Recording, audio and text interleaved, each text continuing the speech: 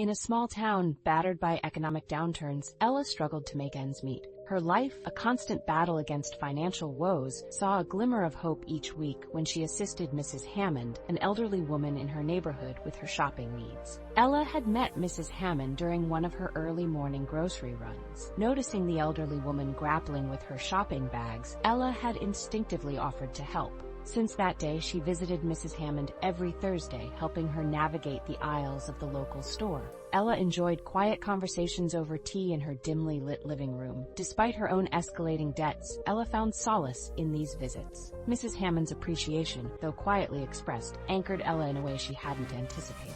On one chilly morning, as they returned from the store, Mrs. Hammond, wrapped in an old, oversized coat, hesitated at her doorstep.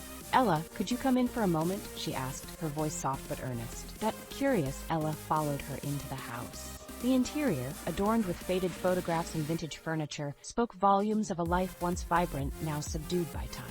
Mrs. Hammond gestured for Ella to sit before retrieving a small, worn envelope from a drawer. "I've lived a long life, seen many things, had my share of regrets," Mrs. Hammond began, her voice trembling slightly with emotion. "But there's something I need to share with you." Ella listened, a mix of anticipation and confusion swirling within her. Mrs. Hammond continued, "I wasn't always this old woman living alone. Years ago, I built a life from scratch, saved every penny from my factory job, and eventually ran a successful business." Her words painted a picture of a past filled with both triumph and sorrow. "But money," she sighed, "couldn't buy the health of my dear husband when illness took him from me. It taught me that life's true value isn't in wealth." She handed Ella the envelope. "Inside, you'll find something to help you. Not just money, but a part of my life's learning. I want you to have options, to not just survive, but to live fully." Ella, overwhelmed, felt tears prick her eyes. The envelope contained not only a significant sum of money, but also a letter filled with wisdom and a key to a small cottage Mrs. Hammond owned. It was a sanctuary where Ella could find peace and maybe a new beginning. "Take your time," Mrs. Hammond said gently, "and remember, life is more about the moments of joy and peace than constant struggle." In the weeks that followed after Mrs. Ella often reflected on her words. With a profound sense of gratitude, she eventually visited the cottage, nestled in an idyllic setting where she began to explore her passion, her painting.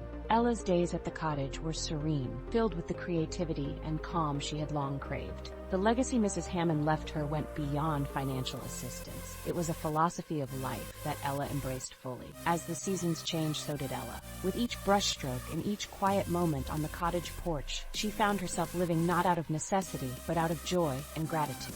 Mrs. Hammond's kindness had not just changed her financial circumstances, but had transformed her outlook on life. It was a gift that Ella would cherish, a testament to the enduring power of kindness and the profound impact of shared humanity. If this story touched your heart, don't forget to like, share, and subscribe for more inspiring tales like this one. Thank you.